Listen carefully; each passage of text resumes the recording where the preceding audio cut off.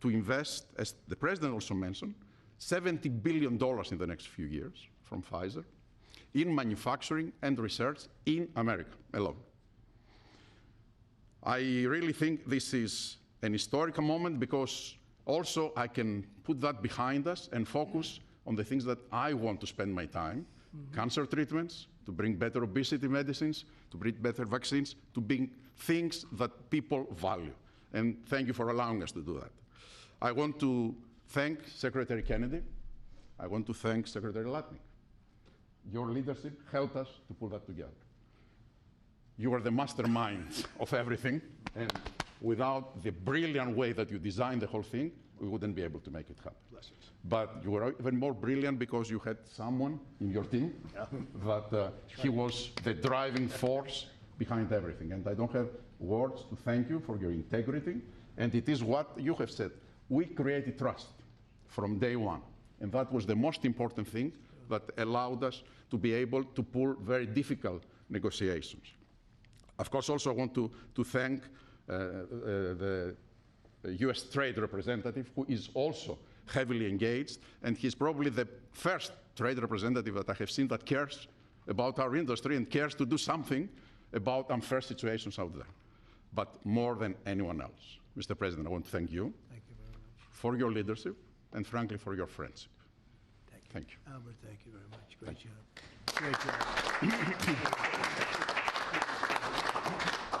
Thank you, Mr. President. The growth of drug spending, that is, the increase in drug pricing, is the fastest and biggest increasing area of healthcare spending. So today's announcement has incredible implications for healthcare spending in the United States. And today marks the beginning of the end of the Great American Ripoff. And it also marks the beginning and the end of a great American tragedy, something I've seen as a physician at the bedside. Patients getting spun up into a financial rage, doing GoFundMe campaigns online, sending repeat reminders, asking people to donate, getting their churches to pass the offering plate from pew to pew, Sunday after Sunday, to try to get enough money to pay for a drug in the United States, a drug that's 5 or 10 times more expensive than the same drug in France or Germany or the UK. People get spun up, and it's a tragedy. Having cancer is hard enough. Getting spun up into a financial rage in order to try to get the money to pay for treatment makes it so much harder. 37% of people who go through cancer care say in the end that the financial toxicity makes them want to avoid or delay care in the future. That is, they're done with it. They're done with the system. That's how toxic financial toxicity can be. And for what? For what? So the U.S. can finance the R&D of the world? Well, that ends today, thanks to President Trump. So we want to see R&D. We want to see American pharmaceutical companies thrive. We want to see pharmaceutical companies that do business and manufacture in the United States thrive. At the FDA, we're doing our part. If you're going to equalize your price to that of other wealthy countries, we're not talking about Zimbabwe. We're talking about Germany, France, UK, Japan, other wealthy countries, the OECD countries. If you equalize your price, then we're going to put your future applications at the front of the line. A voucher to get a review in weeks has a market street value of about $500 million because every day is money when it comes to getting a drug approved. And so if you meet one of the president's national priorities stated very clearly, moving manufacturing to the United States, meeting a large unmet public health need, or equalizing your prices. We're the largest purchasers of drugs. We deserve the best prices. And so we're going to do our part. And if a generic company makes their drug in the United States, that application is going to move to the front of the line as well. And if you're going to build a plant in the United States, our FDA inspectors will walk through that plant during the construction phase, something never done before, so that it's ready on day one. So thank you, Mr. President, for your leadership. They said it couldn't be done, and here we are. Thank you. Chris, you may want to go up and just show one of the boards about how quickly the prices come down. And these are small examples. We're going to have it over 1,000% in some cases. You'll see that during the week. But we just picked out 4 at random, and you see the kind of numbers. Bobby and maybe Albert, good. We picked 4 examples, but I want to be totally clear. These are not the only 4 examples. And as the president mentioned, this is not the only agreement. It is the first. It's a historic agreement. There are many to come, and we're excited to talk about them. And that means hundreds and hundreds of drugs. We are not exaggerating when we talk about reductions of up to 80%. We give you 4 examples here. One for dermatitis. The new price at MFN results in 80% reduction to what's available today. One in postmenopausal osteoporosis, 85%. Migraines that affect so many Americans, 50% reductions. Rheumatoid arthritis, something my own mother struggled with, 40% reductions. This is about access. This is about ensuring Americans have access to life-saving medications. These are real prices. These are net prices. They're not made up. They're not funny numbers. Thank you very much, sir. Great job you've done. Everybody here has been incredible. We've been standing here talking about the Make America Healthy Again a lot lately, and I think our meeting the other day was excellent on a thing called Tylenol. That was a very important meeting. I think that was a very important meeting. And this, in terms of pricing, it's going to be great for Medicare, Medicaid, Social Security. It's going to be great for everything because your medicine costs are coming way down. We have some examples that I think we'll be able to show you next week of over 1,000% in some cases, where a pill that cost $10 in London was costing $130 in New York and various other places within the United States. And the same thing with Canada. People would go to Canada, they'd go to Mexico, they'd go to other places to buy drugs. They don't have to do that anymore. So we have favored nations. So that's what we have. And it's one of the biggest days I think anybody will ever have. We're talking about massive numbers, and the numbers are going to get even better with a little time. And I will say, Albert, I think that the drug companies are going to be the same. You're going to, you know, the world, we're really competing against the world, so they have more people. So we'll come down a lot, and the world's going to go up a little bit. And the end result is you're going to, I think, do the same business pretty much. Maybe you'll figure a way to do more business, I think, knowing you. But I think the drug companies, we're going to come down a lot, the U.S. The U.S. will come down a lot. But the world, many more people, is going to go up a little bit. And it equalized, and it's a great tribute. And I want to thank everybody up here. J.D., thank you for all of your help, too. And Howard, great, really great job. Thank you all very much. Do you have any questions? How about we focus on this? It's so big, let's focus on this. Mr. President, can you please give us a timeline? Yeah, Mr. President, first of all, this kind of goes along with your America First campaign promises for lowering health care costs. On a day that it seems like we're going into a government shutdown led by Democrats on the premise of providing health benefits to illegals, this seems to, your move here is a stark contrast to that. Could the same principles that you did today apply to health insurance, to maybe lower the cost of health insurance? Many Americans are kind of struggling with that. We're working on just that, little different group, but we're working on just that. It could, I don't know to this extent. You know, we have a pill, one pill in particular we're going to show you next week. It sells for $10 in other countries and $137 in the U.S. And that's coming down now to probably $15 or $18. They'll go up to 18. I think that's pretty much right, Albert. It's not you, but they'll go up to 18, and we'll come down from 135 or whatever down to 18. I mean, that's a massive number. Remember, I was the one that held a news conference because I lowered drug prices by 1/4%. I think it was 1/8 of 1%, but it was the only one in 28 years that brought drug prices down for the year. But it was a very small number. Now we're talking about, you're going to see one over 1,000%.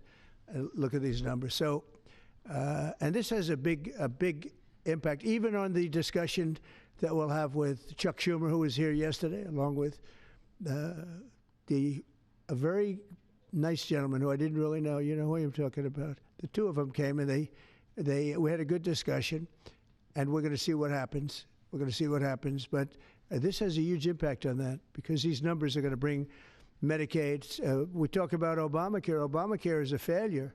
Obamacare is not good. It's not. It's there, but relative to other healthcare programs, it's in the lower 20%. It's not good. And I asked the Democrat representatives, what do you think about coming up with a better healthcare? This actually allows you to do that because the cost of prescription medicine is a big, I guess, a very big, more than 50% the cost of what we're talking about. So we might be able to do something like that. This is one of the biggest news conference from a medical standpoint that I think has ever been had by any administration. Yeah, please. Thank you. I'm curious, where are the other companies other than Pfizer? Are you expecting them to come along later? They're all with us. And I was honored to have Albert be the first. He's done a fantastic job with, as you know, with the COVID.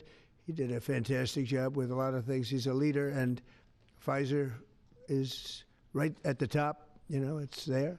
Eli Lilly has been fantastic also, your friend, my friend. And they're all coming in over the next week. We're making deals with all of them. And I said, if we don't make a deal, then we're going to tariff them an extra 5, 6, 7, 8%, whatever the difference is, and we'll take it that way. So we took away the advantage by the fact that we have tariffs.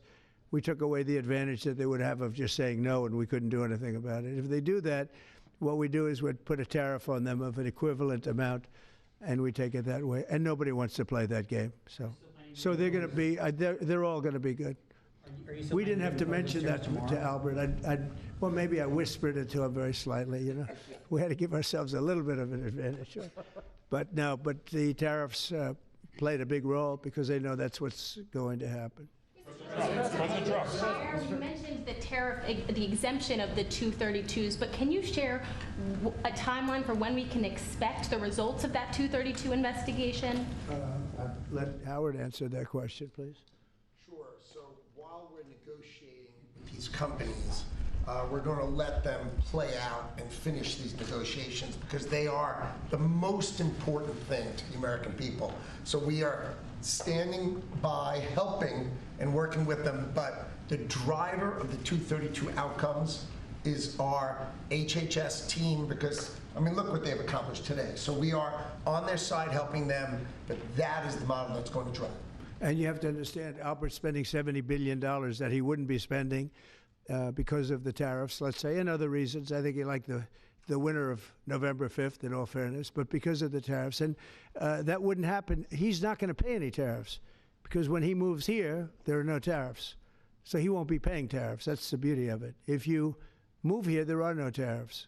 And we have over $17 trillion, Albert. You believe these numbers? So Biden had less than $1 trillion for 4 years. We have over $17 trillion for essentially 8 months. Pretty amazing. When will prices come down, Mr. President? When can America? Immediately. They're going to start coming down. Drug prices? Well, they'll be starting immediately. Yeah. Mr. President, can you speak to what impact you think this reduction in drug prices will have on midterms coming up? I think it's going to have a huge. I said, if we can pull this off before midterms, I've wanted to do it from the beginning, from my first day in first term. And we were doing so well. We had the greatest economy we've ever had. Everything was good. And then we're ready to do this, which is complex and big. It's a big change. But what happened is COVID came, and we focused on COVID. We focused on COVID very hard with Albert, with the other companies, with everybody. Regeneron was a great thing. You know, we did a lot of therapeutics that were fantastic. And so we focused on that. And I said, if I pull this off again, the first thing I'm going to do, and you know, we've been working on this for 8 months. It's a very big deal. This is a big shock to the system. But it's not as much as I said. They're going to go up. The world is going to go up a little bit. We're going to come down a lot. But now it's fair. We're going to be paying the same thing. Yeah. President Trump, in your first term, when you cut the price of insulin, Biden later came in and tried to steal credit for that. Do you think that? Do you worry that the Democrats are going to try to steal credit for these historic cuts? I really appreciate your question because I did. I cut the price of insulin down to $35. And the problem is with many of these things, and in this case it's going to be pretty quick, but oftentimes you'll do something medically because of the process, and it won't be seen for 2 or 3 years. That happened also with, I could say 4 different things, but just if you talk about insulin, so it was 200, 300, 500, and you couldn't get it, and I got it down to 35. And I said, I hope I win the next election, because otherwise whoever wins is going to take credit for it. Well, what happened is we did win the election. We did great. But unfortunately, it didn't work out that way from a practical standpoint. And Biden, when I saw him get up and take credit for the $35 and even less insulin, that was 1,000% lower than what it was just previous. Boy, I tell you, I didn't like it. I didn't like it. So I did the best I could to let him know we did it, because we want to be given credit. But we are the ones that got insulin down to that number. And you're right, they tried to take credit for it. They had nothing to do. In fact, they didn't even know what happened. All of a sudden, the insulin price kicked in at $35. And they asked Biden about it. He had no idea what the hell they were talking about.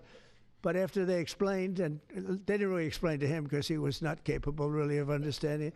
But when they went out and talked about it, they acted like it was a great feat by Biden. It had nothing to do with him. And it continues, and we'll get it down even further. But insulin was, people weren't taking it, I would imagine. They couldn't take it. God bless you, Bobby. I hope I didn't catch COVID just there. Don't you have Paxlovid? What is it? He's got Paxlovid. Give me a Paxlovid immediately. While Nancy Pelosi is ignoring what you're doing for the American people, she's going after your administration for cutting taxpayer-funded health care for illegal aliens. Last night, Who's doing that? Nancy Pelosi, she went on NBC last night, dropped a bunch of F-bombs, told Republicans to go F themselves. Has she lost her mind? We have done an unbelievable job medically. Just this, if you did nothing else, we've done a lot, like the insulin. But just this, nobody can ever catch this. This is the biggest price reduction times, maybe 10 times, 15 times, than has ever been given before. And this is going to have a huge impact. You know, as I said, Obamacare is not a good thing. It's been bad. And I'd like to make it better. I told them, I spoke to a lot of people, a lot of Democrats recently. I said, why don't we change it? We can make Obamacare much better. We could come up with a new system that would be much better, less expensive for the people and better. This is maybe the biggest breakthrough, because, you know, when you're talking about the prescription drugs, that's a big part of it. So we're going to look. This is prescription, but we're going to be looking at that. We could come up and through this whole thing, you know, because I don't know, we'll probably have a shutdown, because one of the things they want to do is they want to give incredible Medicare, the Cadillac Medicare, to illegal immigrants. And what that does is it keeps them coming into our country, and like they do in California. And no country can afford that. No country. And we have the border stopped up. We have it closed. We have nobody for 4 months. Zero people came in. That wasn't me. That's by the authorities, who happen to be liberally oriented.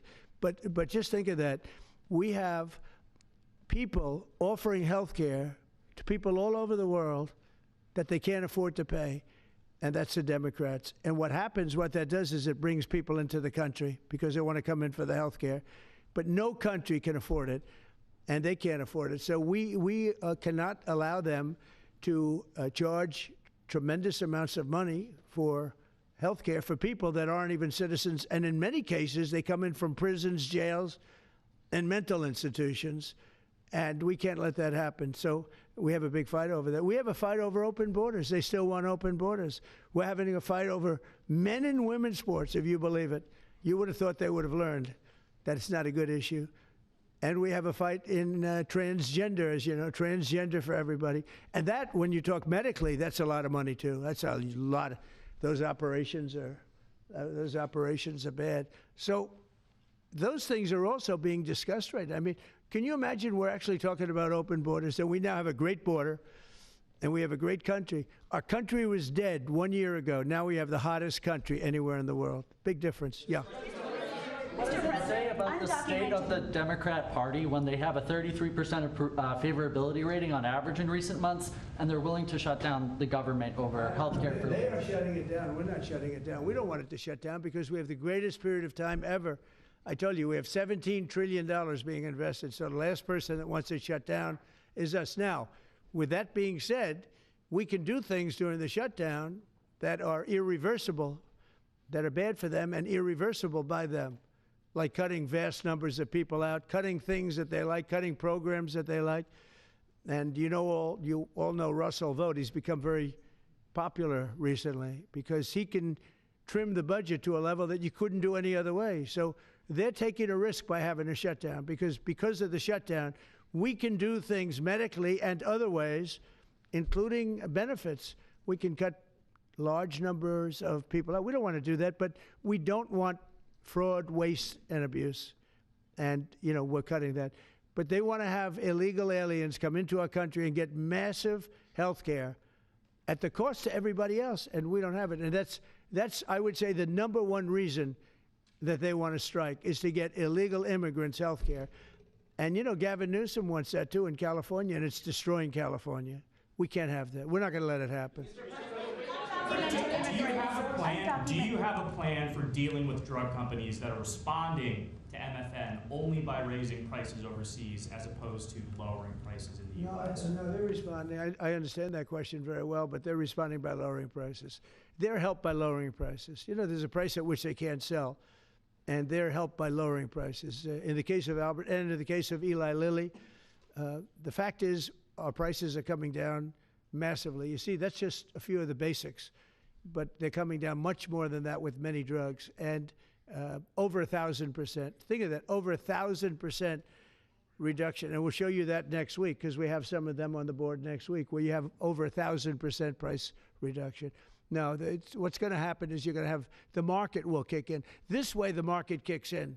The other way it was just basically it was just a form of control. You were stifling the market. Yeah. At this point, is a shutdown inevitable? And how would you describe the negotiations with Democrats yesterday? Are more meetings scheduled? So nothing is inevitable, but I would say it's probably likely because they want to give health care to illegal immigrants, which will destroy health care for everybody else in our country. And I didn't see them bend even a little bit when I said we can't do that. Okay? Can I ask a question of Dr. Oz, Administrator Oz? If there is no deal reached on the Obamacare subsidies with the Democrats, is there anything that CMS can do to lower those, or to mitigate the increases of those Obamacare subsidies? Not really, but we have time. We have time till the end of the year to make the changes I know the president is evaluating, but we should have a clean, continuing resolution, get past this budget process as it has happened so many times, and allow the president and leadership some freedom to be able to put some good ideas in front of the legislative bodies. Mr. President, undocumented immigrants. We actually do have time for that. They're not eligible for the health care subsidies that Democrats are demanding. So can you clarify, what are you talking about when you say Democrats want to protect their health care? So when an illegal person comes in, a person who came into our country illegally, therefore breaking the law, and look, we all have big hearts. I have a bigger heart than you do. They're all breaking the law, and they're coming into our country. And we just, as a country, cannot afford to take care of millions of people who have broken the law coming in. We want them to come into our country, but we want them to come in legally. Now we have a strong border, very strong border, thanks to Christie and Tom Homan and the whole group. They've done an amazing job at the border. I mean, we had a border that was reckless. We had a border that was a disaster. They were coming in by the millions. I say 25 million people. You're saying less, but I say 25 million people came in illegally. And no system can take care of the health care of all of those people that came in. Now, a lot of them have gone out. We have over 11,000 murderers. We got many of them out. Many of those people have been taken out of the country, brought back to where they came from. In some cases, put in prison because they're so dangerous. We don't want to take them out. We have to watch them. We don't want them coming back. But if you look at what's happened in Washington, D.C. right now, it is such a place. I just drove through it. And it's clean and nice and beautiful, and people are walking around and they're not afraid of being mugged. We haven't had murders. We haven't had anything happen in a long time. It took us 12 days to make it very good. It took us 20 days to make it beautiful.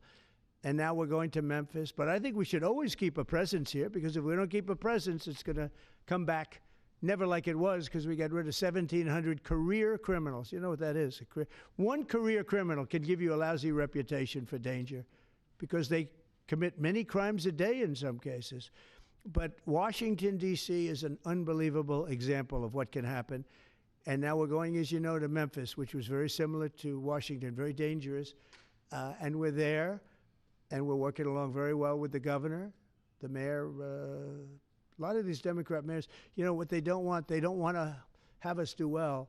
because if we do well, it makes them look bad, and they shouldn't feel that way. If I were a Democrat and I was a governor or mayor, I'd be calling Trump. I'd say, get your troops over here, just help, because the mayor of Washington is getting a lot of credit for what we did, a lot of credit. But the beauty is, isn't it nice, seriously, you walk down the street, you're not going to be mugged, you're not going to be hit. We had a meeting about 3-4 months ago, and I was saying to the media, how many of you people have been threatened or mugged or accosted during your walk to the White House? And they said, we don't walk to the White House anymore. But the answer was, remember, Brian, almost everybody's, look at this guy. They even attacked this big, strong guy, right? Didn't you get attacked? Did you? But, yeah, just take a look at the other guy, right? What happened to the other guy? I don't know. Those other guys are pretty tough. They're tough with a gun in their hand, right? And, yeah, you were hit pretty hard. But almost everybody was. And now, nobody. Anybody been accosted in the last 3 weeks? If I would have said that 6 months ago, half the hands would have been raised out. No, we have a very safe city now. The country's going to be safe. We're doing one at a time, and we'll be going to Chicago. I told you this, sir. Union Pacific, head of the railroad. He knows this country very well. Started off as a very low-rung employee of the Union Pacific. He's now chairman. He came to me and he said, sir, save Chicago. It's a great city. It's going down fast. They had 11 people killed over the last couple of weeks. 11 people killed. 48 shot. That's not a city. It's a war zone. There's no city in the world like that. And then we have to listen to this Pritzker get up. I know him well. They threw him out of his business, and the family threw him out of the business because he's a loser. But we have to listen to Pritzker get up. He should call me and say, get the troops in. You ever hear that? 11 people over a week and a half killed. And I think it's 48, when you add it up, 48 people shot. And then I have to listen to a governor say how nice it is. It's a wonderful experience. Now, what is a wonderful experience is D.C. People are eating in the restaurants. They just opened 2 new restaurants, which hasn't worked in years. And we had it pretty good 4 years ago. We were just getting ready to do this, but we did it right. And, we have a big victory in the Supreme Court. It's called merit. And so that includes the military. Our soldiers, did you see what they look like? These guys, they look like serious soldiers. They weren't playing games. And they went in there and they did a fantastic job. And Washington, D.C. is now a beautiful, safe city. The restaurants are thriving. The people are walking down the street holding their husband or their boyfriend's hand, and they're not worried about being raped or mugged or shot at. And it's been an amazing thing. And we'll do that in every city. We'll do them sort of one at a time. We'll do a couple at a time. And we have a tremendous force because, as you know, in recruitment numbers, when we put out, 2 years ago, when Biden would put out recruitment, nobody would join. Nobody wanted to be in the military. Nobody wanted to be police. It was just announced this morning. You probably saw my speech over with the military, with the generals, admirals. Record numbers of people signing up for the Navy, the Army, Air Force, Marines, Coast Guard, Space Force. I love Space Force. That was my baby. But we have record numbers of people signing up, and that includes police department, fire department. So, it's been an amazing thing. Well, we're going to have another meeting next week on this. We have another great company coming in, similar kind of numbers. But we're going to show you some 1,000% drops in prices. There has never been anything like this in the history of medicine, and it's an honor. And Albert, I want to thank you, and I want to thank everybody behind me, because you are a great team. We have a great team. Everybody says you have a great cabinet. It's a great team. So thank you, Bobby. Thank you very much. Thank you, everybody. What's the company next?